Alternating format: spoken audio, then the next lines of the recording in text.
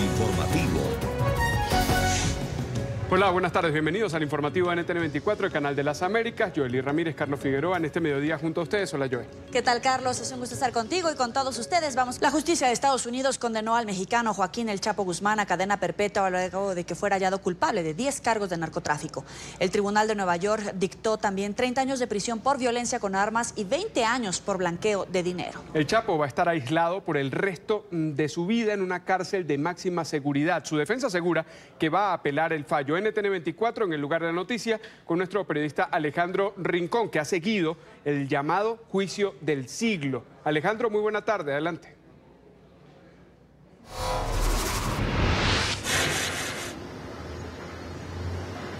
Hola Carlos, Joely, televidentes del canal de las Américas. El narcotraficante mexicano, que escapó 2 veces de prisión en su país, pasará confinado el resto de su vida en un centro penitenciario de los Estados Unidos. Esa ha sido la determinación que ha tenido lugar hoy en la Corte Federal del Distrito Este de Nueva York en contra de Joaquín Guzmán Loera, alias El Chapo, en una audiencia de entrega de esta sentencia de prisión en la que el juez Brian Cogan, a cargo de la causa, dijo que ningún tipo de acción de parte del líder del cártel de Sinaloa a futuro podrá borrar la maldad de los actos que cometió. El fin del juicio del siglo. Después de 2 años y medio desde que fue extraditado, la justicia de Estados Unidos condenó a Joaquín El Chapo Guzmán. El narcotraficante fue sentenciado a cadena perpetua luego de ser declarado culpable de 10 cargos de crimen organizado y narcotráfico. La Sala 8D de la Corte Federal del Distrito de Nueva York fue la encargada de darle fin a la carrera delictiva del líder del cártel de Sinaloa, quien en su momento fue considerado uno de los criminales más buscados del mundo. El largo camino que llevó al Chapo Guzmán de las montañas de Sinaloa a la corte que está detrás de nosotros con muertes, drogas y destrucción terminó hoy con justicia.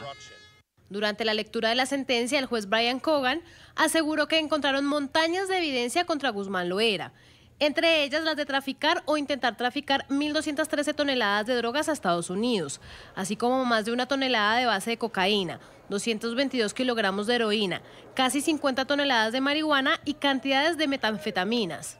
Asimismo, la Fiscalía estadounidense presentó pruebas de que ordenó la muerte, torturó y mató él mismo a por lo menos 26 personas o grupos de personas, incluidos supuestos informantes, narcorrivales, policías, socios y hasta familiares. Por portar armas, ilegalmente fue sentenciado a 30 años de prisión y por lavado de dinero le dieron 240 meses de cárcel. Inicialmente, Estados Unidos acusó al Chapo de 17 cargos. Sin embargo, los delitos se redujeron a 10 durante el juicio. De manera inmediata, la defensa del narcotraficante aseguró que apelará la sentencia. Los abogados aseguran que su cliente fue incriminado con pruebas falsas. This case was simply an inquisition. Este caso fue simplemente una inquisición, fue un show de juicio y la forma como terminó es exactamente perfecta. Con esa descripción no hacía ninguna diferencia lo que el jurado vio, lo que dijeron, lo que discutieron, por lo que votaron al final del día. Todo lo que importó fue la evidencia del gobierno, sin importar cuán defectuosa pudo haber sido, sin importar de cuántos lunáticos y sociópatas defendieron esto. Todo lo que importó fue la evidencia y que el jurado estuviera maldito. La defensa de Guzmán alega que las condiciones de reclusión durante el juicio llevaron a que su cliente presentara afectaciones físicas y mentales. Otro de los argumentos por los que pedirán una revisión de la condena. No, miren, él ha tenido mucha ecuanimidad y él ha manejado esto bien. Yo sé lo que todo el mundo está pensando. Bueno, él ha sido acusado de estos crímenes horribles. ¿Por qué alguien se preocuparía por él? Bueno, nos preocupamos por él porque nos preocupamos por el sistema de justicia aquí y queremos que se haga lo correcto. Y esto es en realidad por lo que él sintió que debía decir estas palabras hoy. Joaquín Guzmán Loera decidió enfrentar al sistema penal estadounidense declarándose no culpable y negándose a no colaborar con la fiscalía. Su juicio se extendió por 3 meses y el pasado 12 de febrero el jurado lo declaró culpable. Bien, en el seguimiento a esta noticia que tiene ahora mismo la atención de la opinión pública a nivel global en el recinto donde nos encontramos ahora, en la Corte Federal del Distrito Este de Nueva York, NTN24 ha llevado para ustedes las voces de los protagonistas de la noticia. Justo como lo veían ustedes en el anterior reporte, Jeffrey Lichman, el representante legal del líder del cártel de Sinaloa, indicó que apelarán la decisión tomada por el juez Brian Cogan, algo que ya anticipaba y confirmaba al canal de las Américas el abogado. Vean. Todo lo que él quiere del sistema de justicia de Estados Unidos es un juicio justo, y ninguno de nosotros cree que él obtuvo eso. Y sobre dirigirse a la corte el día de hoy, creo que hay una muy buena posibilidad de que él lo haga. Absolutamente. Vamos a revocar la condena del juicio y también la denegación de la moción para un nuevo juicio. Bueno, no creo que sea una sentencia justa porque no creo que el juicio haya sido justo. Ciertamente aprendimos que pareciera que una gran parte del jurado estaba cometiendo crímenes mientras juzgaban al señor Guzmán sobre las denuncias de actividad delictiva contra él. Así que es muy difícil pensar que fue un juicio justo. Yo personalmente no anticipo qué sucederá porque creo que nuestro gobierno intentará barrer con todo esto debajo de la alfombra y la corrupción que existe en la cúspide del gobierno mexicano simplemente va a continuar. Minutos después de que el juez Brian Cogan entregara su sentencia contra el líder del cártel de Sinaloa, hizo su salida de este recinto la esposa del Chapo Guzmán, Emma Coronel, quien asistió a esta cita con un tono bastante lúgubre en su rostro. Nosotros, NTN 24, registramos la salida del tribunal. No quiso hablar a los medios de comunicación, miró constantemente al suelo y simplemente, escoltada por un esquema de seguridad, abordó un vehículo y abandonó la corte tras la entrega de la sentencia. Es, sin duda alguna, esta decisión entregada por el alto tribunal que busca enviar un claro mensaje a las organizaciones criminales alrededor del mundo. Vean.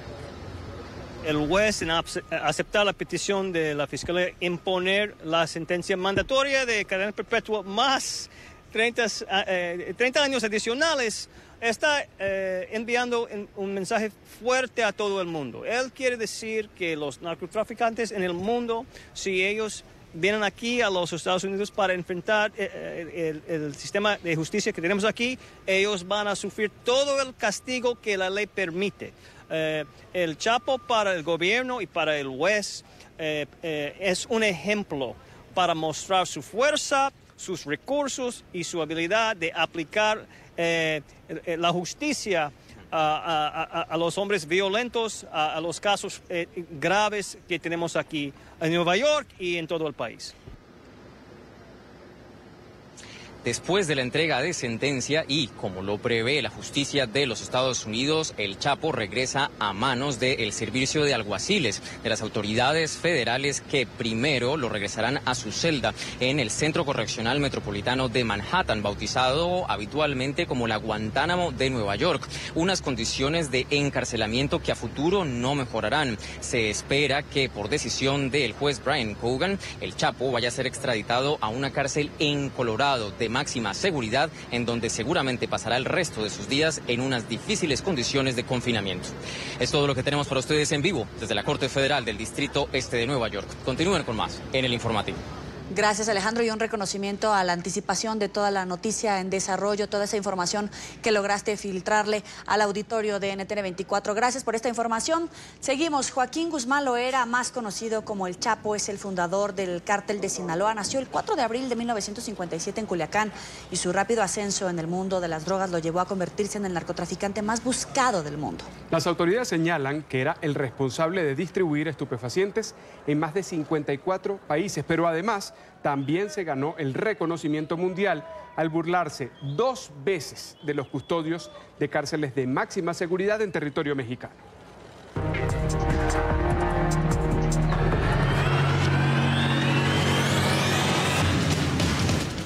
Una parte de la historia de México, el hombre más poderoso y buscado del mundo, Joaquín El Chapo Guzmán, un hombre de amores y odios. Sus comienzos en el mundo del narcotráfico se remontan a la década de los 80, cuando era lugarteniente del cártel de Guadalajara y pionero en el transporte de cocaína y marihuana en aviones Boeing desde Colombia hacia Estados Unidos. Su identidad era desconocida pese a que ya había infiltrado varias instituciones del Estado y logrado escapar de una captura por tráfico de estupefacientes y homicidio. Sin embargo, el 9 de junio de 1993 fue capturado y recluido en el penal Almoyola de Juárez. Tras 2 años de reclusión y un intento de fuga, fue trasladado a la cárcel de Puente Grande en Jalisco. Su sentencia, 20 años y 9 meses de prisión, pero su habilidad y la de su gente lo llevó a concretar su primera fuga. En un carrito de lavandería, el Chapo escapó de Almoyola de Juárez el 19 de enero de 2001. Por 13 años permaneció a la fuga. Su poder incrementó de manera proporcional. El cártel de Sinaloa, que lideraba, extendió sus operaciones en los 5 continentes. La droga que traficaba llegó a 54 países y logró controlar el 35% de las ventas de marihuana y cocaína en todo el mundo. Con ganancias de $3.000 millones anuales, se convirtió en el narcotraficante más poderoso de México y el hombre más buscado del mundo tras la muerte de Osama Bin Laden. El 22 de febrero de 2014, la Marina Armada de México lo sorprendió en un apartamento de Mazatlán, Sinaloa, y fue recapturado. Su proceso de extradición a Estados Unidos se puso en marcha, donde cortes de California, Nuevo México, Illinois y Nueva York lo requerían por delitos de narcotráfico. Fue enviado de nuevo a la cárcel de máxima seguridad de Almoyola de Juárez, conocida ahora como el Altiplano. Con visitas restringidas, el líder del cártel de Sinaloa buscó otras maneras de burlar la seguridad dentro de la cárcel. Fomentó una huelga de hambre y junto a otros capos firmó un manuscrito donde denunciaba malos tratos, insalubridad en las celdas e incomunicación. 1 año, 4 meses y 19 días después, el capo asestó otro golpe a las autoridades. A las 9 de la noche del 11 de julio de 2015, el Chapo escapó por segunda vez de la cárcel de máxima seguridad. Un operativo de película fue montado para que el líder del cártel de Sinaloa pudiera seguir delinquiendo. Un túnel de 1,5 kilómetros fue construido desde una casa cercana al centro de reclusión. Por segunda vez, Guzmán Loera burlaba el sistema de seguridad del Estado. Un operativo de búsqueda fue organizado por los municipios y estados cercanos. En octubre de 2015, las Fuerzas Armadas se enfrentaron a colaboradores del Chapo, pero este logró escabullirse. Finalmente, uno de los logros más importantes del gobierno de Enrique Peña Nieto se concretó. Esta mañana, en el municipio de Los Mochis, Sinaloa, integrantes de las instituciones de seguridad del gobierno de la República lograron detener a Joaquín Guzmán Loera. Por tercera vez, el 8 de enero de 2016, el líder del cártel de Sinaloa fue capturado. Un operativo conjunto permitió la detención en la ciudad de Los Mochis, Sinaloa. 5 de sus hombres fueron dados de baja y otros 6 resultaron heridos. El destino del capo volvía a ser la cárcel del Altiplano, pero esta vez su proceso de extradición a la Unión Americana se inició casi de manera inmediata. En Texas, California, Arizona, Illinois y Florida lo reclamaban para que respondiera por delitos de tráfico de drogas. Tras 1 año en medio de una batalla legal, el Chapo fue extraditado a Nueva York. El 20 de enero de 2017 llegó a la Unión Americana, donde permanece bajo aislamiento en el Centro Correccional Metropolitano de Nueva York, una cárcel federal en el distrito de Manhattan. Tras conocerse la sentencia, el líder del cártel de Sinaloa sería enviado a la prisión federal del estado de Colorado. Se trata de un penal de máxima seguridad. Es considerado uno de los más estrictos en territorio de los Estados Unidos. Está construido en medio del desierto y fue diseñado precisamente para mantener completamente aislados a los reos allá adentro. Este será el vestuario que no abandonará a Joaquín El Chapo Guzmán. El narcotraficante más poderoso de México está reducido hoy a ser un reo más por el resto de su vida. Los antecedentes y la habilidad del líder del cártel de Sinaloa para burlar los sistemas de seguridad ha hecho que las autoridades estadounidenses tomen precauciones ante un posible intento de fuga. El Chapo llegó a la Unión Americana el 20 de enero de 2017, donde permanece bajo aislamiento en el Centro Correccional Metropolitano de Nueva York, una cárcel federal en el distrito de Manhattan. Pero su destino podría ser esta cárcel, una prisión Supermax, un establecimiento del que no se tienen registros de fuga y considerada como de máxima seguridad. Desde que fue inaugurada en 1994, ha recibido a los criminales más peligrosos de Estados Unidos y a reos calificados de alto perfil como el Chapo. Expertos aseguran que las posibilidades de que pueda fugarse de allí son nulas. ADX Florence está ubicada en un complejo de prisiones en una zona remota a unos 185 kilómetros al sur de Denver. También es conocida como la Alcatraz de las Rocallosas. En sus instalaciones los presos deben usar hierros en las piernas, esposas y cadenas estomacales. Solo tienen permitido 1 hora de recreo al día, que se traduce en 1 hora dentro de un armazón al aire libre. Las celdas, que tienen radio y televisión, solo transmiten programas educativos y religiosos. A algunos de los reclusos se les permite trabajar realizando actividades de limpieza. El penal ha sido criticado por organizaciones defensoras de los derechos humanos debido a sus duras condiciones de aislamiento. Según Amnistía Internacional, los presos más jóvenes y aquellos que sufren algún tipo de enfermedad mental son particularmente vulnerables a desarrollar algún tipo de trastorno psicológico. Desde su creación, al menos 2 reos se han suicidado. Y mientras tanto, la hija del temido narcotraficante lanza una marca de ropa del Chapo. Lo hizo en la ciudad mexicana de Guadalajara, en una feria de moda. La polémica línea cuenta con varios modelos de camisas, sombreros blue jeans y otras excéntricas prendas. La marca lleva como nombre 701, la posición que tuvo alguna vez el poderoso narco en la lista de Forbes de las personas más ricas del planeta. Y esta noticia recuerda a la marca de ropa de otro conocido narcotraficante, el abatido Pablo Escobar en Colombia, líder del cártel de Medellín. En el año 2012, su hijo, Juan Pablo Escobar Henao, hoy conocido como Sebastián Marroquín, ya había comenzado a comercializar una línea de moda alusiva a su padre. Lo hizo en Argentina, lugar donde se exilió, y no en Colombia, por respeto, dice, a las víctimas del sanguinario criminal, según había contado entonces en una entrevista. El joven, desvinculado de las actividades ilícitas de Escobar, incluso emitía para sus clientes certificados de autenticidad a cada una de las prendas.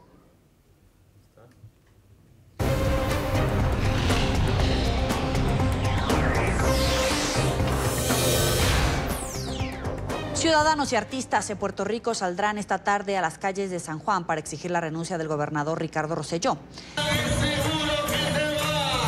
La masiva manifestación de este miércoles contra el mandatario local fue convocado por varios cantantes, entre ellos Ricky Martin, Bad Bunny y René Pérez, presidente. Ricky Martin, quien encabezará la protesta, dijo nuevamente que se siente indignado por la conducta de Rosselló. El gobernador de Puerto Rico emitió comentarios sexistas, homofóbicos y soeces contra varias figuras públicas y funcionarios en un chat gubernamental privado que fue divulgado hace una semana. Rosselló ha enfatizado en varias ocasiones que no dejará el cargo.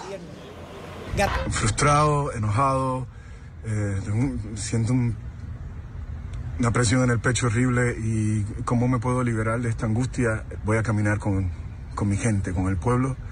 Vamos a estar en el Capitolio a las 5 de la tarde, vamos a caminar hasta la fortaleza y le vamos a dejar saber a Ricardo Rosselló que no lo queremos en el poder, que estamos cansados.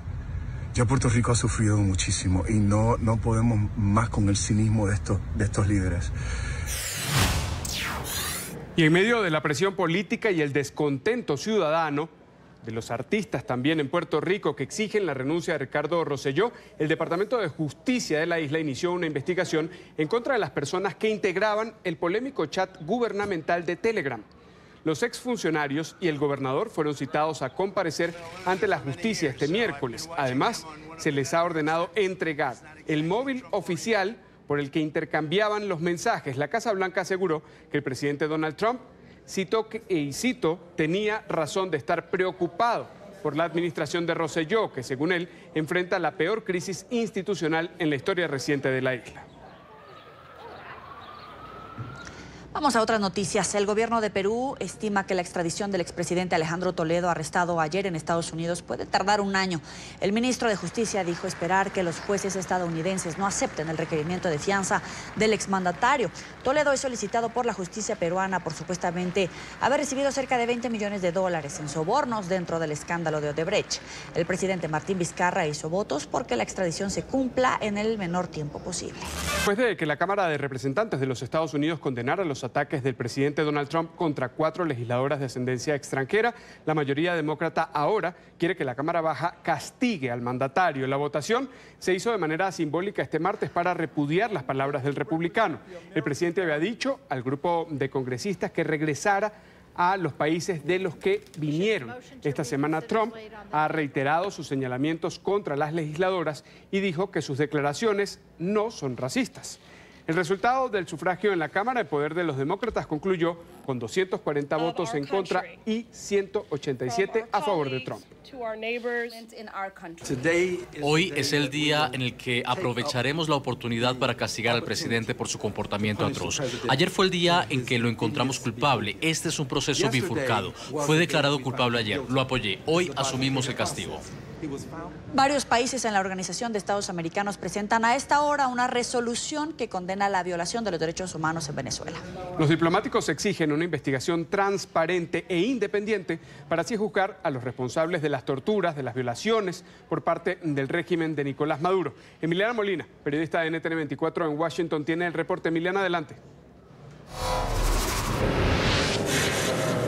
Así es, ¿qué tal? Muy buenas tardes para ambos. Pues esta resolución es liderada por Argentina, Brasil, Colombia, Chile, Costa Rica, Perú, Paraguay y Estados Unidos. Pero por el momento no se llevará a cabo una votación, pues desde que cambió la presidencia en el Consejo Permanente del embajador Carlos Trujillo ante Estados Unidos por Yolanda Yvonne Smith de Granada, ha frenado esto un poco el momentum que Venezuela tenía aquí en la Organización de Estados Americanos, donde recordemos que bajo la presidencia de Carlos Trujillo pues se lograron aprobar múltiples resoluciones sobre Venezuela y de hecho se logró sentar a Gustavo Tarre, ahora representante de Venezuela ante la OEA por parte del gobierno de Juan Guaidó. Pero ahora este cambio de presidencia pues está frenando un poco el momentum para Venezuela en este tipo de resoluciones y de hecho el embajador Tarre ha dicho que quiere que se apruebe este tipo de resolución por consenso, una tarea que va a ser bastante difícil teniendo en cuenta a países como Nicaragua.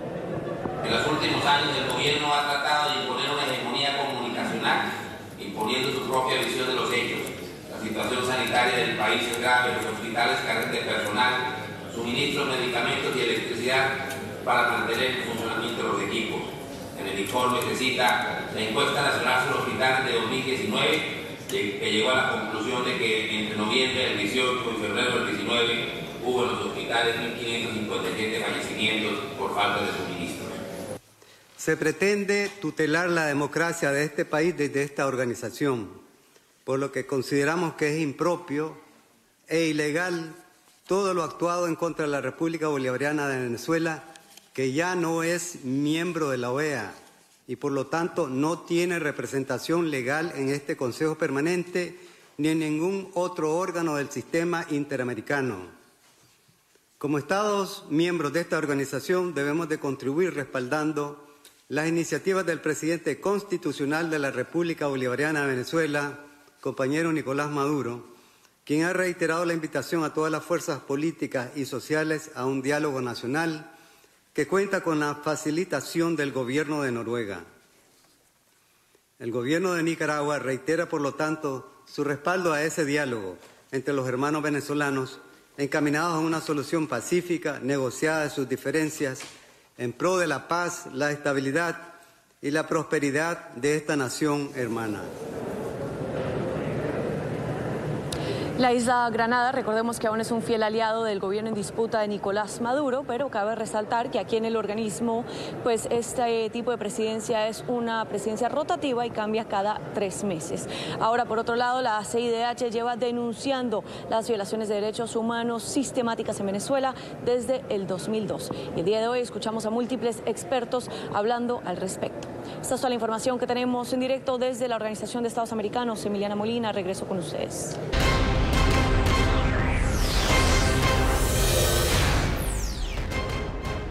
En las últimas horas se ha registrado una cadena de sismos en Ciudad de México. Los movimientos telúricos, que fueron de magnitud baja, causaron alerta en los habitantes y las autoridades. El más fuerte fue de 2.9 de intensidad. No se reportaron daños materiales. Estos sismos se suman a una serie de temblores que se han registrado desde el pasado 12 de julio.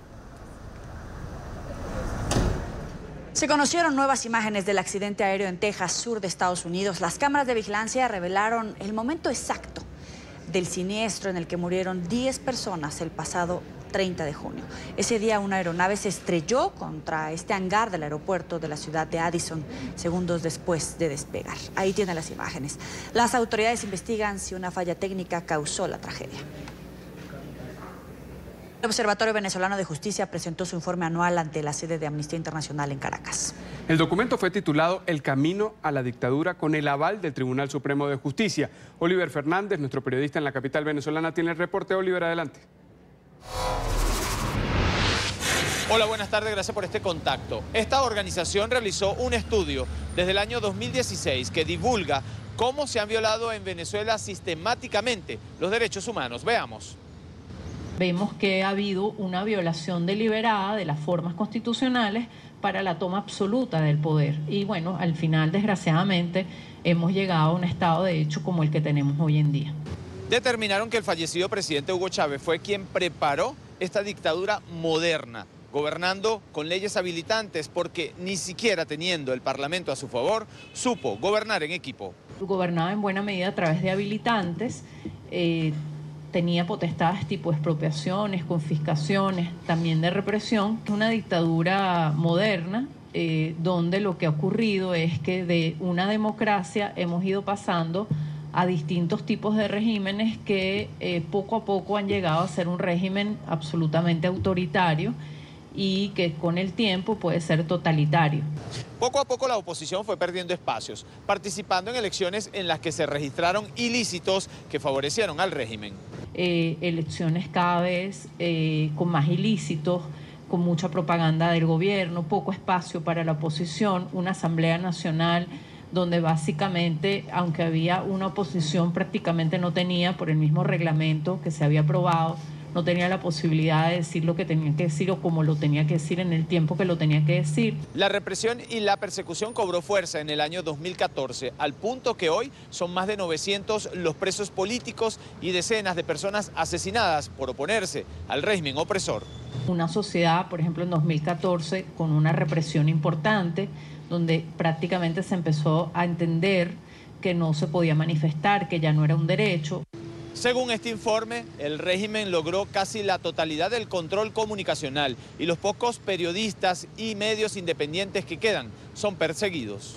Los medios de comunicación normalmente son limitados y hay una hegemonía comunicacional. Eso tiene años en Venezuela, obviamente, como digo, ha sido un régimen que se ha ido cerrando espacios. El Observatorio Venezolano de Justicia señaló que la violación a los derechos humanos en Venezuela constituye un crimen de lesa humanidad porque el delito comienza con la intención de no ofrecer los recursos para garantizar la vida.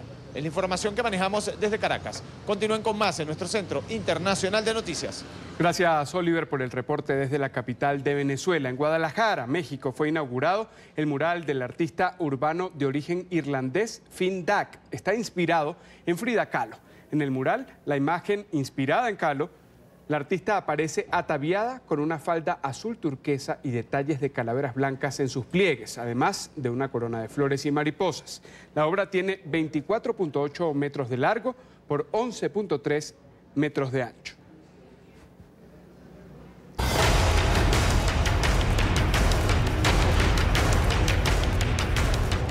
Impresionante proyección la que van a ver.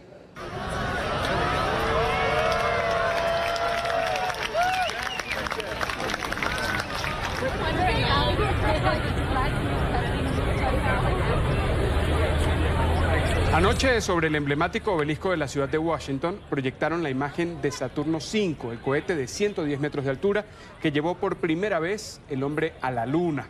Este martes se cumplieron 50 años del lanzamiento de la misión Apolo 11. Los astronautas Neil Armstrong y Buzz Aldrin fueron los primeros en pisar la superficie lunar. Esto ocurrió el 20 de julio de 1969.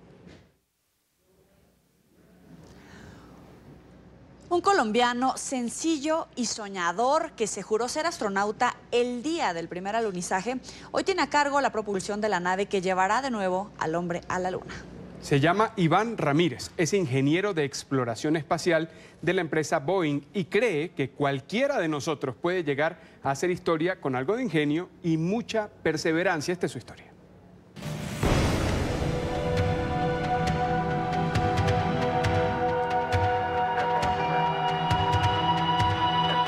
Con la emoción al borde del paroxismo y siendo aún un niño de 13 años que se hallaba sentado junto a su padre frente al televisor, el 20 de julio de 1969, Iván Ramírez tomó una copa de vino servida y olvidada en una mesa y en un acto desafiante la alzó a la manera de un brindis para jurar por lo más sagrado que un día sería astronauta.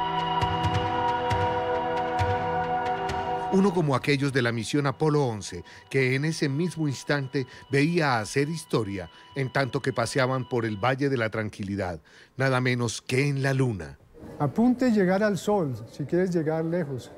Tal vez no llegues al Sol, pero vas a llegar muy lejos de donde llegarías si no tuvieras una meta alta. Perfecto inglés y matemáticas. Intenté paracaidismo, bungee jumping, buceo, volar en planeadores, tomé lecciones de volar en planeadores. Ignition. Pero el aspirante Ramírez no tuvo suerte. La NASA denegó su entrada al programa de astronautas al ver los resultados de su examen de tensión arterial. Golpe bajo del destino que aturdió sus sentidos, pero no logró derribarlo. Con el tiempo, el bogotano sencillo y soñador se hizo ingeniero de la División de Exploración Espacial de la Boeing y analista del sistema de alimentación de combustible de los transbordadores espaciales de la NASA.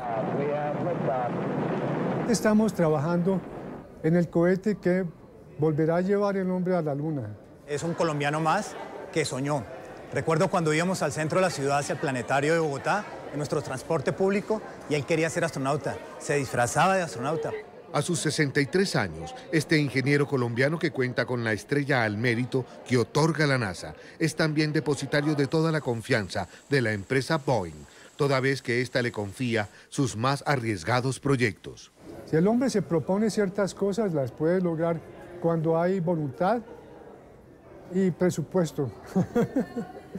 Paradigma del alcance y temple del colombiano, Iván Ramírez viaja hoy de vuelta a los talleres en los que se hace realidad todo embeleco de la imaginación concerniente con el sueño de volar, y será él, nuestro fantasioso y exitoso compatriota, quien les dará toda la fuerza de la propulsión.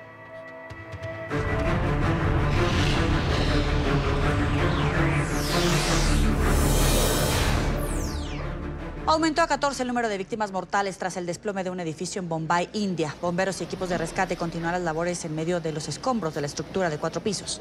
En las últimas horas, otros 7 cuerpos fueron recuperados, mientras que ya suman 9 las personas lesionadas en el incidente. El edificio tenía cerca de 100 años de antigüedad. La Fiscalía anunció que investigará la causa del desplome.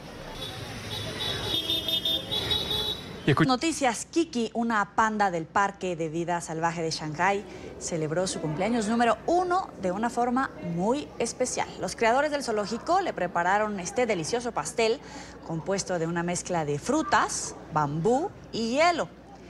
Kiki disfrutó cada bocado de su obsequio, que compartió hasta con su madre, Gonzu. Muchos visitantes participaron en el festejo y disfrutaron al ver a la joven panda divirtiéndose. Vamos a este informativo en NTN24, el canal de las Américas. Para estar informados en Twitter, @NTN24 y en la web ntn24.com. Hasta pronto.